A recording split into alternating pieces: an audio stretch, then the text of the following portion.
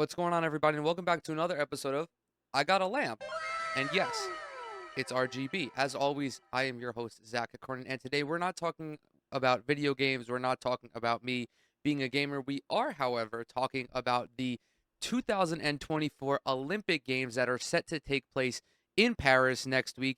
And more specifically, we're going to be talking about Team USA, at least the men's basketball version of it, who tips off their Olympic play next Sunday. I haven't mentioned anything about the Olympics yet on this channel. I did talk about them briefly on TikTok, especially when it was announced that Jaylen Brown was going to be taken off of the team and replaced with Derek White. This Olympic team is arguably the best that the United States has ever put out. LeBron, Steph, KD, who's currently not playing because he's dealing with the calf injury, Joel Embiid, Anthony Davis, Bam Adebayo, Drew Holiday, Derek White. There was Kawhi Leonard up until he withdrew from competition a few weeks ago. This team is stacked with talent. On paper, this has to be one of the strongest teams that the United States has ever constructed. And all of these guys do fit very well together. You have guys like Drew Holiday and Derek White who are facilitators, floor spacers, and defenders. We have, of course, Anthony Davis and Bam Adebayo, who are not only capable of performing well offensively, but bring a much needed edge on defense in terms of size and physicality. I really don't have to go on about LeBron. I don't have to go on about Steph, but you also have Anthony Edwards, Jason Tatum, Devin Booker, younger guys who can give Team USA the youthful athleticism that they need on offense. But the one guy I want to fixate on with this U.S. team is LeBron James, and how over these 5 showcase games that the United States played, he reminded everybody that he is the face of U.S. basketball, and when he wants to be, he can re-cement himself as the best basketball player on planet Earth. Against Germany, South Sudan, Serbia, Australia, and Canada, they went 5-0. They featured an unblemished record. The results were kind of all over the place. They crushed Serbia by like 31. They nearly lost to South Sudan, and they were quite competitive, and Germany was quite competitive in their most recent contest on Monday. All of this is to say that the United States, in my opinion, should be favored to win the gold medal. However, there is a non-zero chance. Honestly, it's probably like a 40% chance, a 45% chance that they do get upset. I'm using air quotes because an upset doesn't imply that their level of competition is trash. International basketball, even compared to like 20 years ago, is way better collectively. There are numerous nations that pose a significant threat to the United States. I think of Germany. I think of Serbia. I think of France.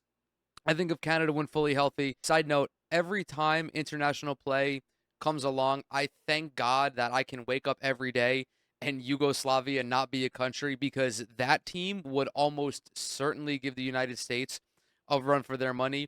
But I digress. I don't think that the U.S. is unstoppable. I think that there are going to be a handful of very close games throughout these coming weeks. I will say, however, that LeBron James is unstoppable. Over these 5 games, he averaged a shade under 15 points per, which is not a lot compared to what he does in the NBA. But of course, you have to consider everything that's different about international basketball and all of the other superstars that he has to share the rock with. He got off to a rather passive start early on in these games. Really took it up against South Sudan, finished with I think like 25, including the go-ahead bucket late in the game. Also had 20 against Germany, including 11 points in the fourth. He didn't have to really do much against Serbia because that was Steph Curry's game. But the point remains that LeBron is the best player on this team, and he shows that. And he also, it is very clear that everybody else on this team respects him as a player. I mean, clearly they respect him as a player. He's arguably the greatest of all time, but they are willingly conceding to him. Like, you have a bunch of young, confident guys on this team. Anthony Edwards said that he feels he's the number 1 option on this team, and yet he has no issues conceding to LeBron for obvious reasons. And he's looked remarkable. His shooting, I don't recall the percentages off the top of my head because the USA basketball website doesn't track these collective stats since I guess they're considered exhibition games. But from everything I've seen, LeBron has had no issue playing physically, getting to the cup. The increased physicality in FIBA, I think, benefits him. Uh, Maybe not the most, but it definitely benefits him how he's just able to use his size and athleticism to throw these defenders around without having to worry about getting whistled for an offensive foul or anything like that. He's been spectacular. There really isn't anything more I can say about him. If you were to ask me going into these Olympics who's the best player on Team USA, I would have said Joel Embiid because I comfortably feel that Embiid, when fully healthy, is arguably the best player in the NBA. At the worst, he's third best. To me, the undisputed five best players in the NBA right now are Luka, Jokic, Giannis, Embiid, and SGA. Put them in whatever order you may please. This guy averaged like 30 points a game this season, would have been the MVP if he didn't get hurt. LeBron has looked better than him.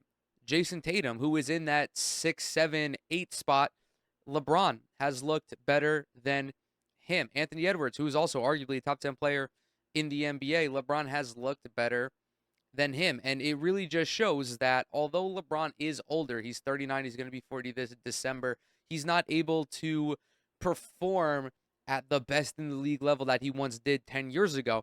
But over short stretches, you can watch this guy perform, and he's indisputably the best player on the planet. He does do this in the NBA from time to time, but I think that him going to Paris, him knowing that he only has a couple of weeks to perform like this, it allows him to play at 110%.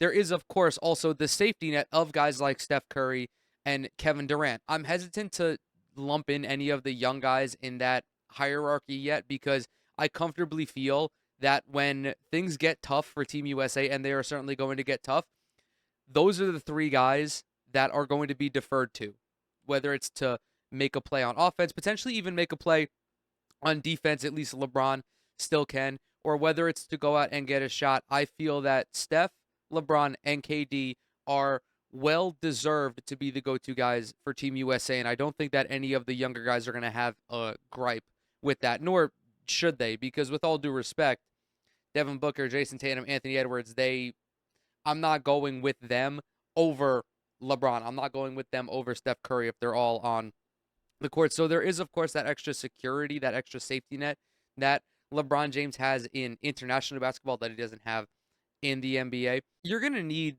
LeBron, Steph, and KD to step up for Team USA because despite the United States having a pretty sizable talent advantage over the rest of the individual nations competing, there is always one area where Team USA is going to struggle, and that is when it comes to team chemistry because in Spain, in France, in Italy, Argentina, Australia, whatever, Germany, all of these guys come up playing together, whether it's in league play, whether it's in international team play.